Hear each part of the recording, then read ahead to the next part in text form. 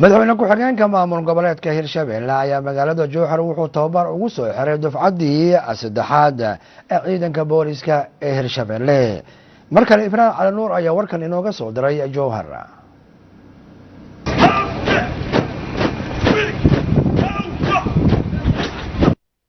ciidamadan maanta tababarka loo soo xiray ayaa ah dufcadii saddexaad ee ciidamada booliska dowlad goboleedka Hirshabelle oo jir ahaan gaaraya ku dhawaad 200 oo askari oo 20 ka mid ay yihiin dumar.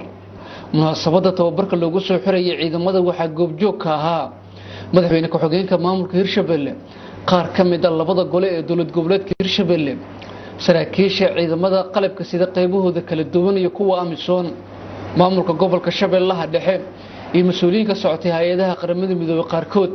gudoomiyaha maamulka gobolka Shabeellaha Dhexe Ahmed Meyre Makaraan oo horeen goobta ka hadlay ayaa tilmaamay ciidamadan cusub ee tababarka loo soo xiray in laga filayo waxyaabaha ay soo barteen inay u adeegi doonaan bulshada.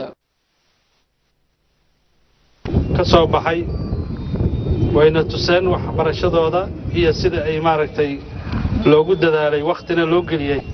waxaan rajaynaynaa inaad maaragtay idinkuna bulshada aad ka timideen ugu adeegtiin hadduu Ilaahay yiraahdo. dhinaca kale taliyaha ciidamada booliska Hirshabelle Korneel Xasan Dhicisow Xasan iyo wasiirka wasaaradda amniga Hirshabelle xildhibaan Maxamed Cabdiraxmaan Khayri ayaa sheegay ciidamada in laga soo kala xulay labada gobol ee Hiiraan iyo Shabeellaha Dhexe. maanta waxaan xaflad u xiraynaa mudane madaxweyne waa dafcadii saddexaad oo ciidanka booliska dowlad goboleedka Hirshabelle dafcadii saddexaad oo maanta hortaada taagan oo gaadacyaarka ku sameeyaysay oo aan rabno maanta inaad noogu xirtiin xafladda loo xiro oo aan ka soo xulnay Hirshabelle labada gobol ciidankaas oo aan ka soo kala xulnay gobolka Hiiraan iyo gobolka Shabeellaha Dhexe.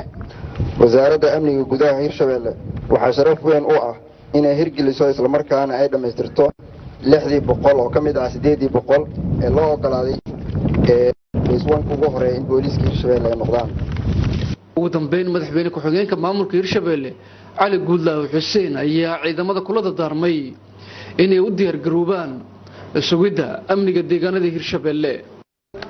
waxaan rabaa halkan inaan kala dardaarmo ciidamadan dufcadii saddexaad ee maanta loo soo xiraayo tababarkii muddada u soo socday.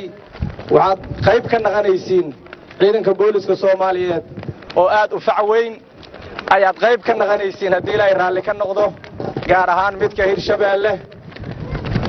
waxaad nasiib u yeelateen inaad maaragtay dufcadii saddexaad naqatiin dadkaana inaad maaragtay mas'uul ka naqatiin amnigiisa ayaa laydinka rabaa. waad ogtiin dalka Soomaaliya baahida ugu weyn hadda ka jirta waa amni. haddaan amni la helinna horumar dalku ma gaaraayo. wax waliba waxay ka dambeeyaan amni, hadday horumar ka tahay, hadday waxbarasho tahay iyo hadday caafimaad tahay. Ibrahim Cali Nuur, TV Universal, Jowhar.